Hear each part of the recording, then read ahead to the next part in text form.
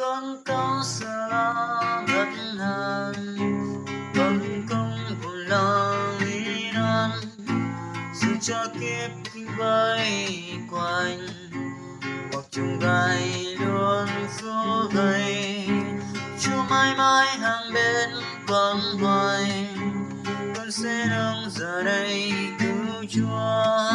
Mọi điều Cha vẫn luôn luôn ban phước trong đời, con đây sẽ không sợ chi. Ngài luôn luôn thành tín cho hàng cứu giúp con. Con xin thì nhớ Chúa luôn trong đời. Giữa thế gian Cha là đầy ân đau đầy con vững tin. Dưới cánh thiêng con được che chắn nơi vững an. Con không sợ lo bất an, con không buồn lo nghĩ đắn, dù cho kiếp với quanh con chung gai luôn phù vây. Chúa mãi mãi hàng bên con hoài, con sẽ đứng giờ đây cứu Chúa. Mọi điều Cha vẫn luôn luôn ban phước trong đời, con đời sẽ không sợ chi.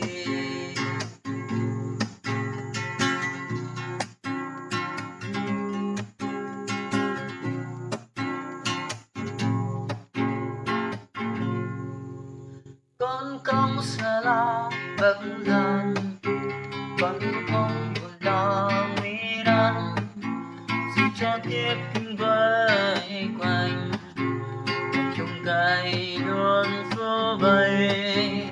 Chúa mãi mãi hàng bên con hoài, con sẽ đứng giờ đây cứu Chúa.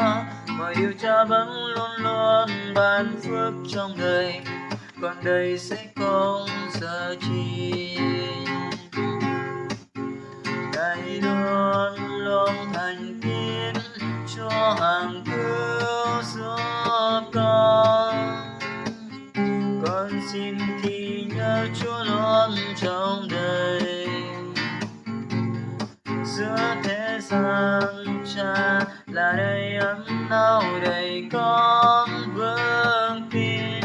Dưới cánh thiêng con được che chắn nơi vững an. Con không sợ lo bất an, con không buồn lo nghĩ đắn, dù cho kiếp với quanh con chung gai luôn phù vây. Chúa mãi mãi hàng bên con hoài, con sẽ đứng giờ đây cứu Chúa. Mọi điều Cha vẫn luôn luôn ban phước trong đời, con đây sẽ không sợ chi. Con đây sẽ không sợ chi. Con đây sẽ không sợ chi.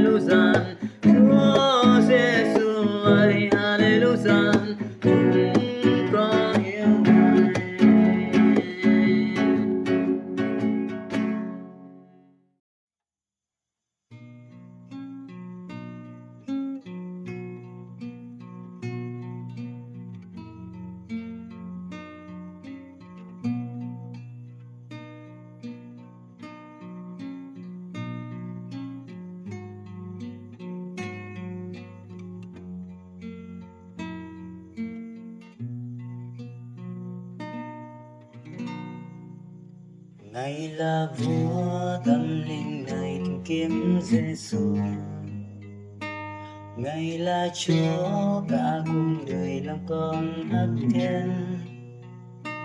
Dù trong lúc khó khăn còn sự nằm ở trong cánh tay Ngài, Giêsu ban cho con bình an. Dù sóng gió luôn gây chặt mỗi bước đi, trong tay Chúa chẳng kinh sợ hay lo lắng chi. Lòng con sẽ luôn tin cười vào danh Chúa và luôn đã thắng. Chọn Giêsu thôi, đứng về phía Ngài mà thôi. Xin Chúa ban ơn và đi với con. Xin giúp con đây ngày càng sống Cha. Xin giữ con trong tay Ngài mãi mãi. Xin Chúa ban ơn và đi với con. Xin giúp con đây ngày càng sống Chúa. Đồng đinh với Giêsu, Chúa sẽ đi cùng con.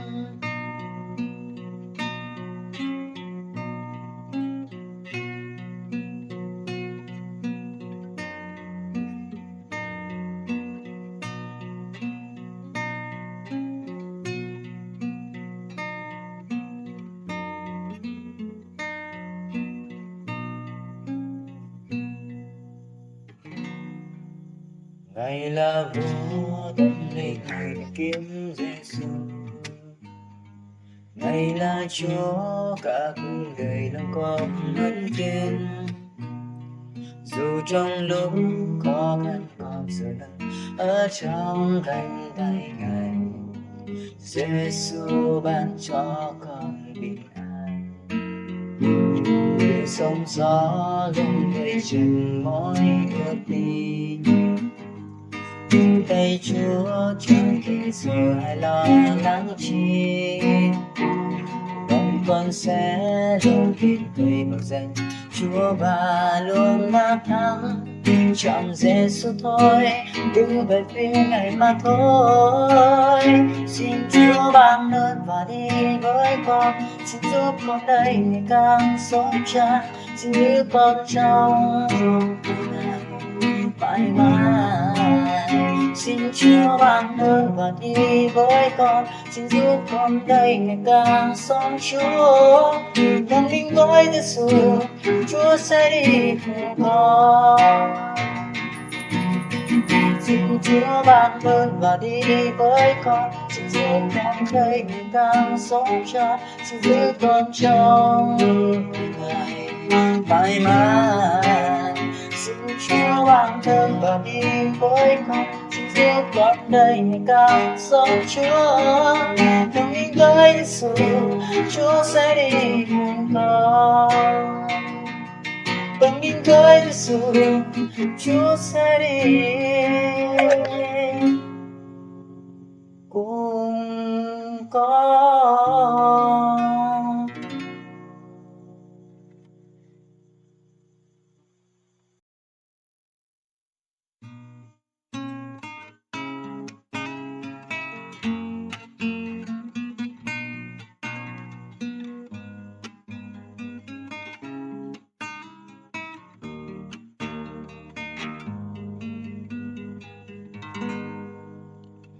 Giêsu ban ánh sáng và tình yêu.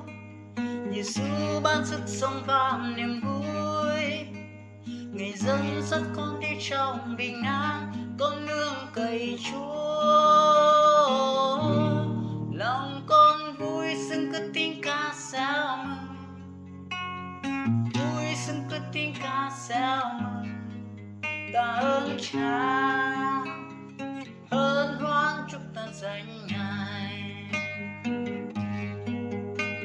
Giêsu ban ánh sáng và tình yêu. Giêsu ban sức sống và niềm vui. Ngài dẫn dắt con đi trong bình an.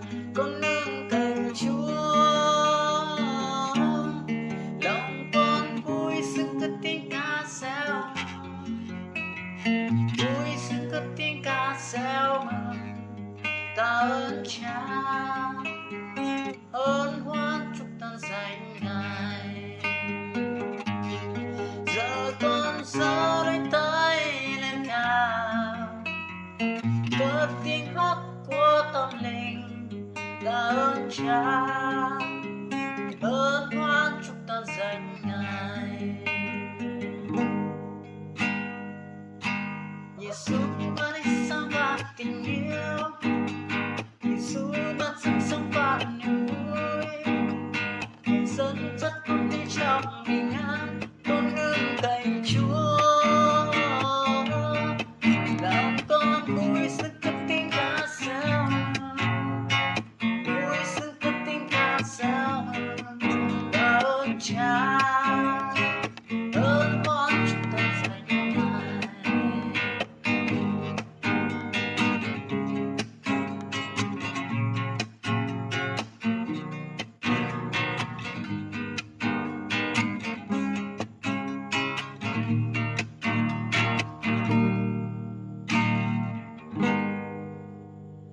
Giêsu ban ánh sáng và tình yêu, Giêsu ban sức sống và niềm vui. Người dân dắt con đi trong bình an, con nương cậy Chúa. Làm con vui sức cất tiếng ca reo, vui sức cất tiếng ca reo. Ta ơn Cha, ơn hoan chúc tan danh Ngài. Giờ con giơ đôi tay lên cao, cất tiếng hát của tâm linh.